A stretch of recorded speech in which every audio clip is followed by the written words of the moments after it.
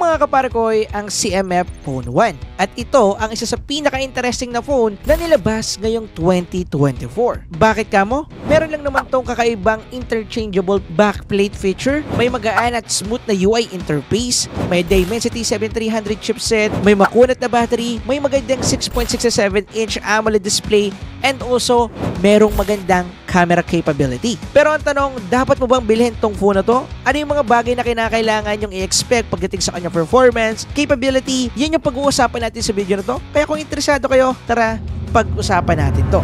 Okay, balik tayo sa Classic at simulan muna natin sa unboxing. So ito mga kapare ko, yung box niya maliit lang at pretty simple yung design. Nandito yung CMF and then merong phone 1 dito sa ibaba. And then kapag open natin ang box, makikita agad natin dito yung ating CMF phone 1. Sumunod naman dyan is yung ating manual. And then sumunod naman dyan yung ating USB-C to USB-C charging cable, and then yung pinakalas is yung ating SIM ejector tool. Sad to say, kaya manipis yung box neto, wala po tayong kasamang power brick dito. And that's pretty much it mga kapare ko. Okay, ito na yung looks and design kapare ko ng ating CMF Phone 1. At pagdating sa design neto, hindi siya kagaya ng mga average phone na madalas nating ginagamit, dahil pwede nating tanggalin at palitan yung backplate nito mismo. Tama ko yung narinig kapare ko, dahil nga modular tong device ito, meron tong interchangeable backplate or yung kanyang case mismo in a whole. At para magawa natin yan, kinakailangan lang natin i-unscrews yung mga screws na available dito sa likod niya at saka itong circle knob na to. Nga pala, yung pang-remove nito is dapat maliit na flat screw at meron na to kapare ko kapag bumili ka ng case nila or nung backplate nito mismo. And yes kapare ko, tama ka ng pagkakaintindi, bibilhin mo siya separately dahil accessory na po yung kanyang backplate pagdating dito. Anyway, ito nga pala yung laman ng backplate kapag bumili tayo mga kapare ko. Unang-una, syempre, nandyan yung backplate natin. Pangalawa, nandyan yung combination ng ating SIM ejector tool and also nung ating mini flat screw, which is ito siya, ang cute niya tingnan. Pangatlo, may kasama na rin tong extra SIM card tray ng match yung color dun sa mismong color ng backplate na binili mo. Meron ding circle knob na kakulay ng backplate in order natin. And last, nandito rin yung kanyang mga extra screws na pwede natin gamitin sa likod. Keep it in mind lang kapare ko na medyo mahirap siyang tanggalin sa una nating tanggal ng mismong backplate, pero once na nagamitin natin siya ng pangalawa, pangatlong beses or na-remove na natin siya, napalitan na natin siya ng ibang backplate, mas mabilis na siyang tanggalin unlike kanina. Pero don't worry, hindi siya lumuag, talagang mabilis na lang siyang tanggalin unlike nung una. At kapag natanggal na natin yung backplate ng phone na to, makikita natin dito yung kanyang backbone mga kapare ko. Ang masasabi ko dito, kahit wala na tong backplate, secure pa rin kapare ko yung kanyang attachment dito. Hindi malalaglag yung battery natin unless tanggalin talaga natin. And then makikita rin natin dito yung ating camera module. And then yung iba nakatago na sa pinaka-cover nila mismo. Kumbaga regular setup ng mga phones natin before, talaga nakatago pa rin naman lahat. Tanging battery at camera module lang talaga yung makikita natin, just like before. Marahil mga kapare ko ay napapaisip na kayo ngayon, ano bang special dyan natatanggal lang naman yung backplate ito at pwedeng palitan? Usually, merong two major reason kung bakit siya special or magandang feature ng isang device. Una, mas mapapabilis yung repair ng phone na to dahil nga mabilis tanggalin yung likod nito. Ganito yung benefit kapag modular type kapare ko yung phone mo. Kung naalala nyo yung mga dikipad yung phone noon na napakabilis palitan ng battery or kaya kung may kinalaman sa board niya, mabilis lang din nila maaalis or ma-remove yun, which is mas bababa yung expenses natin pagdating sa labor ng mga technician. Pero sa part nito, hindi pa to confirm mga kapare ko dahil syempre, kakalabas pa lang ng CMF Phone 1 at wala pang phone technician na nag-aayos nito at the moment. Kaya hindi pa natin mako-confirm yung part na yan, pero maaaring dyan tayo aabot kapare ko. Pangalawang reason naman, syempre, napaka-obvious yung customizability pagdating sa phone na to. Dahil pwede tayo dito mag-mix and match combo. Kagaya na itong ginawa ko na combo. Ginamit ko yung blue na binili kong backplate na ito. And then nilagay ko sa likod. Ginamit ko yung circle knob ng ating black. Yung default na backplate natin kanina. And then ginamit na rin natin yung ating default na screw dito which is black. And as you can see, nakabuo tayo dito ng black and blue two-toned color combination pagdating sa kanyang color. So pagdating dito, dahil nga customizability, nakadepende yan sa user. It depends na lang yan sa trip ninyo kung ano yung gusto nyong color combo, kung ano yung color ng backplate or cover na bibili ninyo, pwedeng-pwede nyong gawin yan dito kapare ko. So, hindi pa nagtatapos dito yung back feature ng phone na to. Dahil yung circle knob slot nito ay pwede nating palitan kapare ko ng phone stand or kaya ng lanyard. However, at the moment, wala tayo na itong mga accessories na to dahil kulang yung nakuha natin. Pero maganda man na meron tayo nun. Pero para sa akin personally, hindi ko siya magagamit. Anyway, pagdating sa build ng device ito mga kaparakoy, meron tayo ditong glass front. At meron tayong dalawang type ng back part. Meron tayo ditong plastic back and vegan leather back mga kaparakoy. Pagdating naman sa IP rating nito, medyo mababa yung ginamit sa kanya dahil nga pwede nating i-open yung likuran nito. Naka-apekto rin yun doon dahil binigyan lang to ng IP52 rating, which is protected tong device ito sa mga solid object na meron 12.5mm kung mababagsak sa kanya. And then meron din siyang vertical drop water resistant na hindi na ganun ka-okay kaparakoy pagdating sa mga technology ngayon, lalo na sa price range nito. And speaking of usapang presyo kaparakoy, hindi ko na kayo bibitinin itong CMF Phone 1 na merong 8128GB ay merong 15,490 pesos na SRP at para naman sa kanyang 8256GB meron tong SRP na 17,490 pesos. At available na to lahat mga kaparakoy sa Digital Walker. Pwede nyo silang i-message sa kanilang Facebook page or pumunta kayo sa physical stores nila na nasa mall mga kaparakoy. Kung meron dyang malapit na mall, check nyo lang kung meron dyang Digital Walker. And for sure, makakapag-avail kayo nito. Tanangin nyo na rin yung mga accessories na available. Without being said, pag-usapan naman natin kaparakoy yung display ng device na to. At pagdating sa display na to, meron tong 6.67-inch 120Hz AMOLED display. Merong screen resolution na 1080p resolution display at merong peak brightness na 2,000 nits. At pagdating sa kanyang color reproduction, kapag manonood tayo dito kaparakoy ng mga movies, YouTube, o kaya manonood tayo ng content sa social media, okay na okay kaparakoy yung dinidisplay nito. Dahil nga naka-AMOLED display, maganda yung contrast ratio nito pagdating sa HDR. And speaking of that, meron na tong Widevine L1 pagdating sa Netflix. However, wala siyang HDR capability dito, pero may HDR support naman to pagdating sa YouTube. Kaya may enjoy pa rin natin yung HDR capability nito pagdating sa mga YouTube videos. At nagustuhan ko rin yung kanyang capability kung gagamitin natin siya outdoor at kung medyo matirik-tirik ng konti yung araw, makikita pa rin natin yung dinidisplay nito kapag gagamitin natin siya. Dahil nga sa 2,000 nits nito. But to be fair, meron pa rin akong pula sa display nito mga kaparakoy. Makapal pa rin kasi yung chin niya sa ilalim dahil hindi po naka-symmetrical bezel kaparakoy itong device ito. Although pantay yung kanyang left and right side pagdating sa kanilang bezel, pero pagdating sa taas at ibaba, kapansin-pansin talaga yung chin nito pagdating dito. At dahil nasa usapang pula na tayo, yung isa ko pang pula dito is yung kanyang single speaker. Pagdating sa sound quality, okay naman pang mid-range level. Yung problema lang dito, syempre yung kanyang lakas dahil hindi ganun talaga kalakas yung speaker niya dahil nga single speaker lang. At ang problema pa dyan madalas kapag hawak-hawak mo to ng isang kamay, nabablock to ng little finger mo. Pero kapag maliit yung kamay mo, hindi to magiging problema. Pero kung medyo malaki yung kamay mo, magiging problema mo to for sure. Ngayon, pag-usapan naman natin yung performance ng device na to. Meron kasi tong part na kung saan magugustuhan ng iba at yung iba naman ay hindi magugustuhan. At yung tinutukoy ko na yon is yung kanyang software. Dahil yung software na ginamit dito mga parakoy ay naka-Nating OS 2.6 na under ng Android 14. At itong OS ito mga parakoy ay same na OS din na ginamit sa ating Nating phone units. Dahil nga sub-brand itong CMF ng Nating, makikita natin dito lahat ng makukuha nating performance or enjoyment doon sa Nating phone, makukuha rin natin dito sa CMF phone. At ito yung sinasabi ko na nagustuhan ko sa device ito dahil yung Android skin na ginamit dito ay talagang magaan, smooth at very responsive kaparakoy kapag magna-navigate tayo sa device na to. Makikita natin dito kung gaano ka-snappy yung animation niya once na nagsaswipe tayo sa left and right and then mag-open tayo ng application, magbaback tayo ng application, papatay natin yung phone natin. Merong mga smooth animation na hindi natin makikita sa ibang mga phone out there. At dahil nga simplicity yung brand ng Nating, very simple lang din yung OS neto mga parakoy or yung Android skin nito. Ang pinaka nagustuhan ko dito is yung kanyang black icon pack dahil kung makikita ninyo dito yung mga madalas nating ginagamit na application ay meron ng black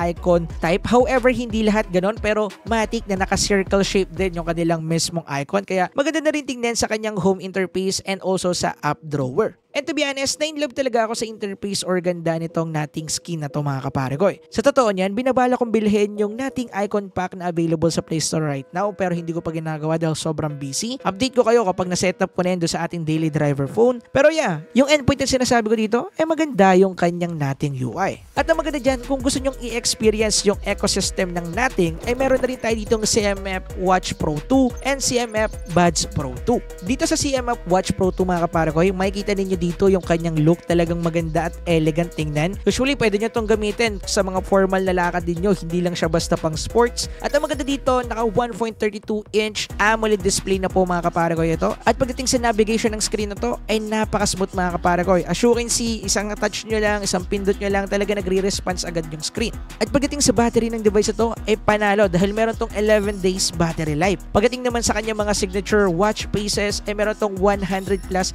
watch faces na pwede nyong palitan gamit yung smartphone nyo. Ang nagustuhan ko dito, once sa kinonect natin to sa ating CMF Phone 1, ang ganda ng kanilang interface dahil nakikita mismo dun sa Bluetooth icon natin na connected tayo sa ating Watch Pro 2. Pagdating naman dito sa ating Buds Pro 2, meron na tong spatial audio effect. Meron na rin siyang noise cancellation na talagang maka-cancel out yung nasa surroundings natin. Ang maganda dito, hindi lang yung gesture dun sa earphone natin yung magagamit natin dito dahil customizable na rin yung case ng CMF Buds Pro 2. Dahil dito, pwede mong i-click yung knob nito para i-pause yung pinapanood mo or kaya i-resume. Double tap naman para sa forward and then triple tap naman para sa backward kung gusto mong balikan yung pinapanood or pinapakinggan mo na music. And then pwede mong i-rotate yung circle knob nito para i-adjust yung volume kung gusto mong lakasan or hinaan yung pinapanood or pinapatugtog mo. At possible lahat yan mga paragoy dahil pwede natin yang i-assign sa application mismo ng Buds Pro 2. At as you can see, ang ganda ng interaction niya dito. I-click mo lang yung gusto mong i-map or i-set up yung mga effects kagaya na lang netong sa case. Pwede mo na siyang i-set up sa double tap, triple tap, four tap or kaya long press, etc. etc. Pagdating sa kanyang battery, pwede mo itong i-charge ng 10 minutes at magagamit mo na siya kaparakoy ng 7 hours of playback. At kung full charge mo naman ito gagamitin, ay magagamit mo siya ng 43 hours of playback mga kaparakoy. At ang maganda dyan, naka-dust and water resistant na rin itong earphone na to dahil ito ay merong IP55 rating. Nga pala kung interesado kayo dito, pwede nyo rin siyang i-check sa Digital Walker. Ilalagay ko yung link dyan sa description. Anyway, isa pa sinagustuhan ko sa phone na to is yung kanyang battery capability. Meron kasi itong 5,000 mAh battery and 33 watts fast charging. Oo, nothing special pagdating sa specs, pero pagdating sa performance ng battery nito ay sobrang decent. Ang totoo niyan, nagagamit ko tong phone na to in regular use, walang gaming na kasama, as in browse social medias lang, umaabot siya ng 2 days. As in, from 80% to 5%, umaabot siya ng 2 days habang ginagamit ko ng regular usage lang. Ibig sabihin, hindi na natin kinakailangan pa magdala ng power bank kapag aalis tayo at gagamitin natin itong smartphone na to dahil hindi siya basta-basta malalobat sa loob ng isang buong araw, which is nice pagdating dito. Moving on, inap na tayo sa part na yan at ngayon pag-usapan natin yung kanyang chipset. Ginamitan to ng 4nm chipset na MediaTek Dimensity 7300. Maganda tong chipset na to pero yung kanyang performance is for average lang dahil nakakuha tayo dito kaparakoy ng 638,002 benchmark score. And yes kaparakoy, kung ibabangga natin to sa mga kapresyo ng unit ay talaga mababa yung performance nito. Pero ang point kasi dito, hindi naman talaga gaming priority itong phone na to dahil nga ang binebenta talaga dito ng CMF ay usability, simplicity at saka optimized na OS. Pero to be fair, pagdating sa gaming ay may kaya pa rin naman talaga itong patunayan. Nga pala, kahit na hindi gaming phone to, ay meron tong built-in game booster na pwede nating itoggle doon para sa kanyang performance enhancement. At sa lahat ng game na tinesting natin dito ay naka-turn on to sa kanila mga kaparko. Tinesting kong laruin dito yung Genshin Impact at sinetup ko yung graphics nito sa lowest preset settings at saka 60 FPS combo. At pagdating dito, nakakuha tayo dito ng decent performance dahil nakakuha tayo ng average FPS sa 50 at yung pinaka-max na nakita ko is 60 FPS. Yun nga lang, nasa lowest graphical preset settings tayo dito dahil yun lang naman kasi talaga yung kaya niyang i-handle. Tinry ko na rin siyang i-setup sa medium pero nag-iba yung performance niya, nag-drop down agad yung FPS sa 30 to 24 FPS which is playable pa rin naman pero hindi ko recommended. Pero para sa akin, kung playability lang yung usapan sa Genshin Impact, kayang-kaya na itong device na to. And tinry ko rin to sa iba pang game kagaya nila ng HOK. Nakasetup pa nga tayo dito sa pinaka-max sa settings sa kaya niyang isupport sa device na to. At pagdating sa kanyang gameplay, nakakuha tayo dito ng decent 60 FPS. Yun nga lang, hindi ganun ka-stable yung FPS niya pero pagdating sa performance neto, graphics quality, nandun ka pare ko ay na-nailed niya. Talagang maganda, smooth, at playable na playable. And syempre, hindi pwedeng mawala dito yung MLBB sa ating gaming test. Sinetup ko sa pinakasagad na settings sa supported niya. However, hanggang high lang siya. High frame rate and high graphics lang yung supported. At pagdating dito, nakakuha din tayo ng decent performance. Nakakuha tayo dito ng almost stable 60 FPS. May mga pagkakataon kasi bumababa to ng 50, minsan bumababa ng 49, 47. It depends sa clash. Pero pagdating sa performance nito, para ko ay nandun talaga. Playable na playable. Wala tayong masasabi sa part na yan. And syempre, para kompleto, tinry ko rin to sa CODM. And yung supported settings siya dito is max frame rate at high graphics settings. At pagdating sa performance dito, same lang din ng mga naunang game,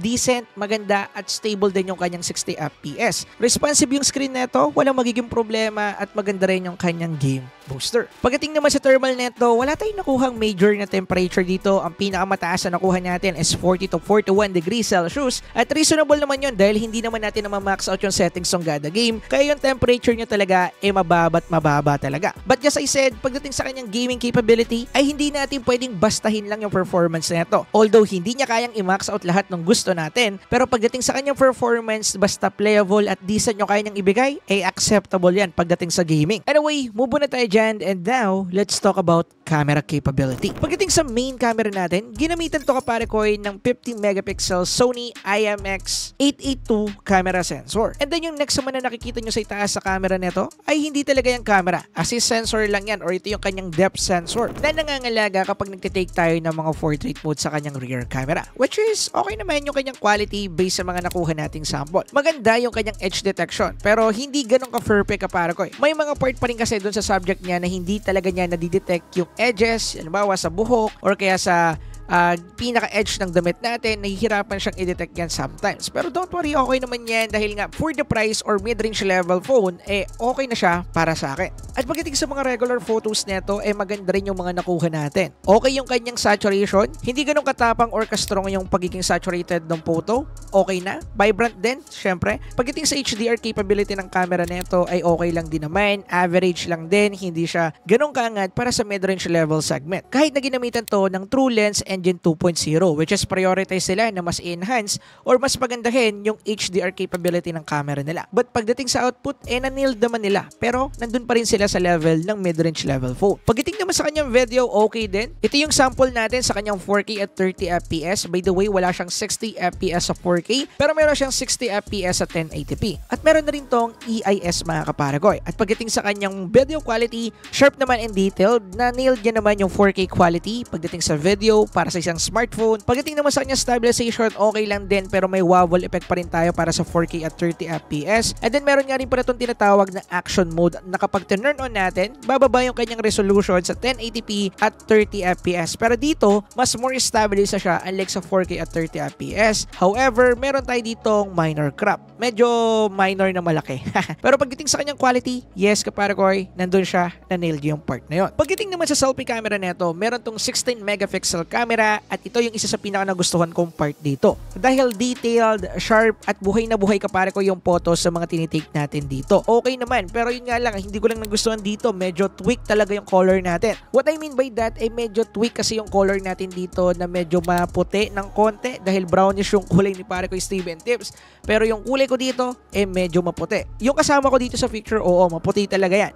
At hindi naman siya masyadong nagkaroon ng effect pagdating sa color neto, pero pagdating sa akin, nakita ko na masyadong enhance yung color ko, hindi na makatotohanan. But, ang maganda dito, pwedeng-pwede nyo na agad yung i-post sa inyong mga social medias, if trip ninyo, dahil nga, maganda naman yung processing ng photo. Kaya goods and bad siya, nakadepende na lang talaga sa gagamit kaparakoy. Pero pagdating sa kanyang overall capability sa camera, ay okay naman kaparakoy. Wala tayong magiging problema dyan. Anyway, bago magtapos yung video natin, ito yung conclusion ko about sa ginawa kong review sa phone na to, and also, magbibigay na rin ako ng suggestion. Kung kayo yung tao na gusto lang ng balance performance, balance sa camera, balance sa gaming capability, balance din or maganda yung kanyang software experience, syempre, marirecommend ko tong phone na to para doon dahil na-nail talaga ng phone na to yung performance na need ko para sa isang balance phone device. Okay yung camera, merong saktong performance pagdating sa gaming, may magandang UI interface, and minimalist and responsive sa daily activities sa gagawin natin, ay okay na to mga kapare ko.